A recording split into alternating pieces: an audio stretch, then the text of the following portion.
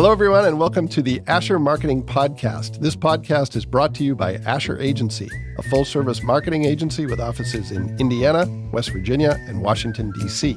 For nearly 50 years, Asher has helped our clients tell their stories, reach customers and prospects, and stand out from the crowd.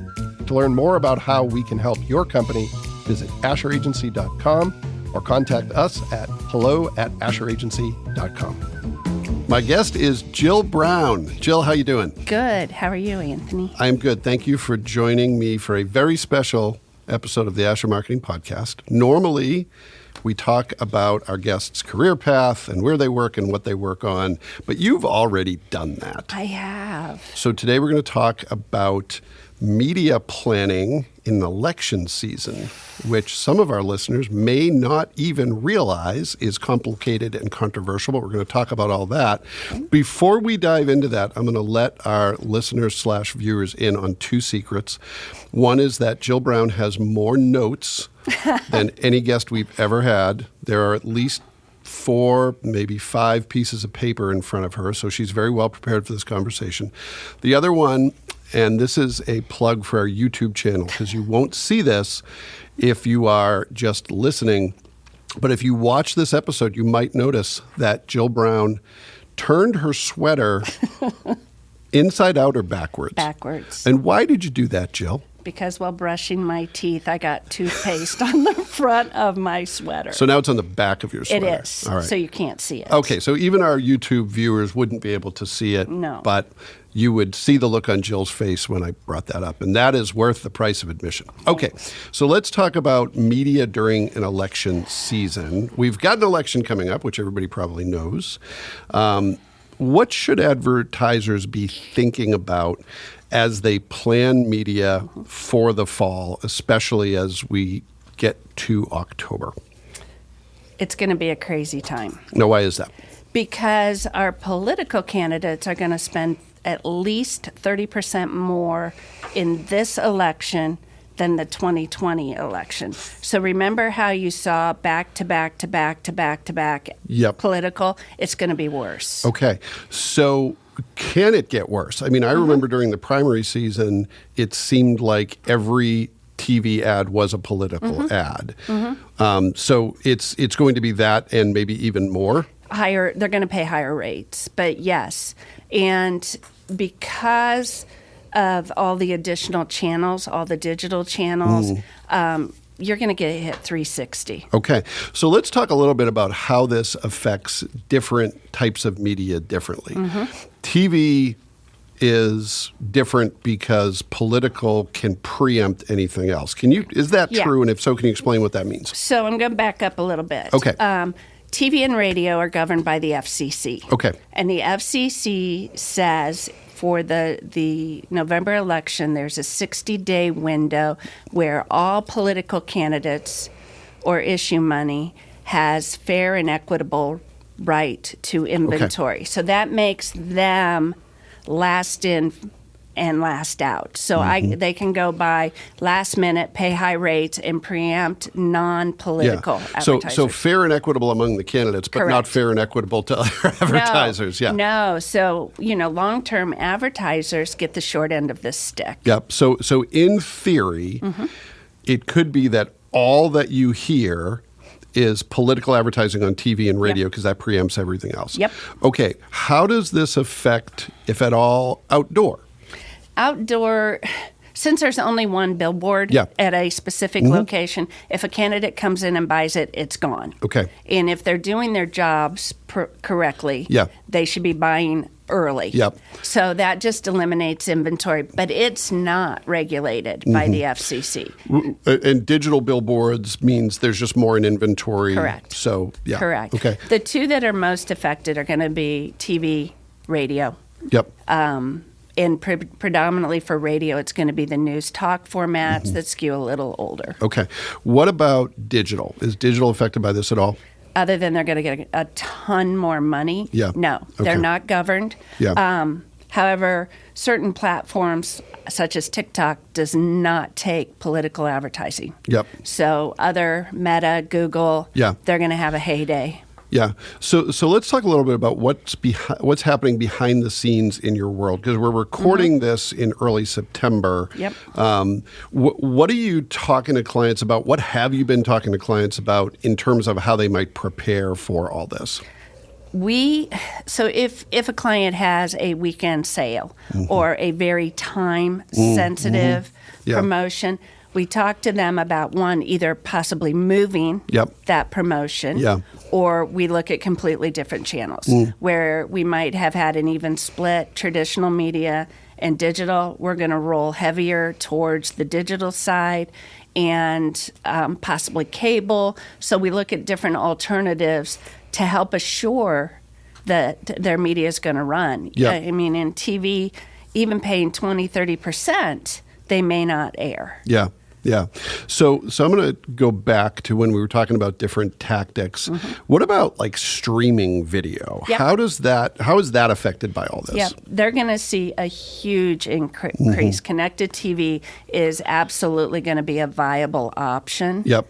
That tends to be more expensive than Yeah. traditional TV. So again, you're going to see that 20 or 30% increase in spending that's going to be needed to do what you need to do. Yeah. So costs are going up in a number of different ways Absolutely. because there's limited inventory, because you have to shift to other media, because you may not have budgeted for creating the assets that you now may need Yep. because you're using a different medium. Yep. So there's not a lot of good news in this for advertisers outside of the political world. Nope. Okay. Once again, And TV and radio stations who are going to garner True, the additional true. ad revenue. yeah, and the politicians stick it to us once again. Okay. In terms of the cost ramifications of this, beyond paying more, what can advertisers do to manage costs, to mitigate costs? And as part of that, how far ahead should you plan for political seasons? We've been planning for political all year. Yeah. Knowing when we do our annual plans, we build things around the political windows for this very reason. Yeah. Well, and to be clear, some of the clients I work with, you work with every client that buys media. I work with a few, and many cases we just avoid October. In some Absolutely. cases, you can't do that. Absolutely. But where possible, the further ahead you plan, the more options you're going to have, right? Correct. Yeah. Correct. Yeah. It's a difficult puzzle to start with. It gets even more difficult during the political windows. And it's a 60-day mandatory window from the FCC. And if we can avoid it, we avoid it. Yeah. Quite honestly. Or we might look at TV stations have natural 10-second spots built into their inventory. Yep. We might look at that, or 15s, or other alternatives. News sponsorships as an Tie example, into maybe. packages. Look at sports packages. So if you tie in a package, then you're kind of guaranteed that inventory. Okay. So obviously we're focused on November and the 2024 election, which is a presidential election. It's a gubernatorial election. Yes, in Indiana. Yeah, in Indiana. So what about if someone's listening to this and they're saying, okay, I've already planned for 2024, how much of an issue is this in election seasons where it's not a presidential election or a gubernatorial election? It really depends on the state and what they have. Yeah. Local elections. Yeah. So let's talk a little bit about that, because even in 2024, how things look in Ohio is going to be different than how they look in Indiana. Pennsylvania is a key state for the presidential election. There's Yeah. 19 electoral votes up for grabs, and that's even right now. We in Indiana probably won't see presidential. Because it's not as contested. It's not a contested state. Yeah. But our governor race is going to be, it's heating up now. They're already starting to run heavier TV schedules and are on talk radio. So it's already affecting us. So let me ask what might be a naive question. So during a primary, there's more candidates trying to get airtime. Is it worse in the primary season because more people are competing for that finite TV and radio space, or because the volume goes up heading into November, is it worse as you head to the general election? We had a bad May. Bad in terms of low inventory? Yeah, a lot of demand on inventory Got it. for that April, May, Uh-huh. for that very reason, because we had a lot of candidates vying for those 2 seats to go into November. They don't. Each individual candidate doesn't tend to raise as much money, but collectively, it's a good chunk. Yep. Now the parties are backing the candidates, so there's deeper pockets. Yeah, and how does, again, a question that this might be a naive question, but advertising that isn't from a candidate but that is from a special interest group, how's that play into all this? The stations take the money under the political Yeah. caveat. So same rules apply. For the most part, yeah. Okay. Yeah. All right. And if it's a group for or against a political candidate, Which usually they are in they today's environment. still Yeah. are considered political Okay. and All right. fall under those headers. Okay. What haven't we talked about that your team is thinking about planning for or advising clients about? So even though the election is early in November, the ramifications are felt through the end of the year. Oh, So okay, let's talk about that. if I have a client that I say, let's avoid that time period, but we can run our special, our deal in November, you're going to have residual from spots that were preempted from non-political clients. Explain what you mean by residual for those who may not know what that Okay, means. so if I place a schedule, political comes in, Yeah. buys up all the airtime.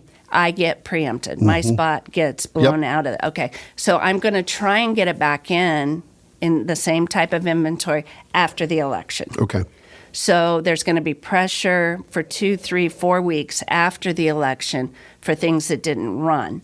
If I plan a promotion during that period, I've already got my time in, and people are going to be paying higher rates to buy that inventory. You've got Thanksgiving, Yep. which goes into the largest retail season of Yep, the year. yeah, Black Friday and all those other days right around the holidays. So yeah. your retail automatically is putting pressure on that time frame. Yep. So September, October, November, and December are going to be tough. Okay. All right. So let's sum up. So number one is you need to think about being flexible in October and November and maybe even after the election. You need to be prepared for higher rates. Yes. You need to plan your promotions accordingly so you're not heavily dependent upon TV and radio at a time when that not be available. Correct. What am I missing? What are some of the key things? And you have to be open to other opportunities, whether it's out of home, digital, social, which should be part of your plan anyways. Yeah, well, and things like direct mail, things like amping up, public relations. Maybe some of that gets lost in the news cycle, but Yep.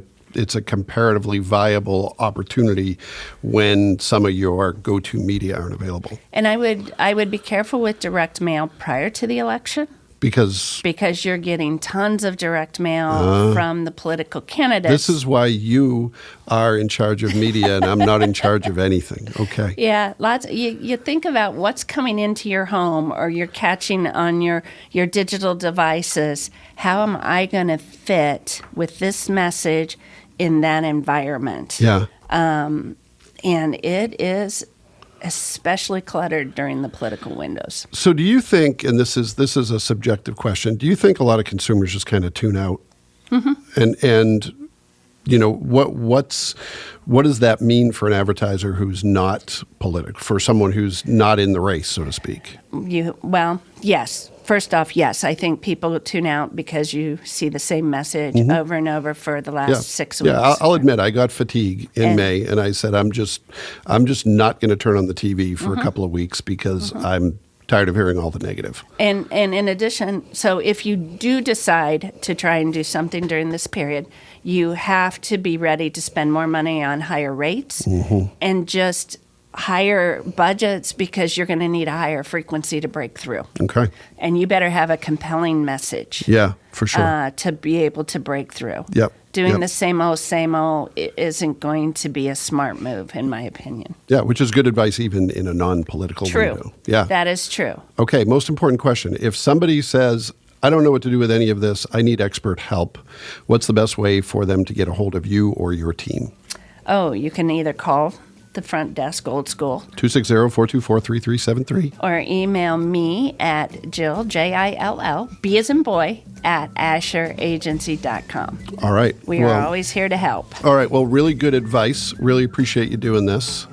You may now turn your sweater right side front, and hopefully the toothpaste stain has dried by this point. I hope so. All right. Thank you. Thanks, Jill. Thanks, Anthony. And thanks for everyone who took the opportunity to listen to this special edition of the Asher Marketing Podcast. We'll be back next time with another great guest, and we hope you'll join us then.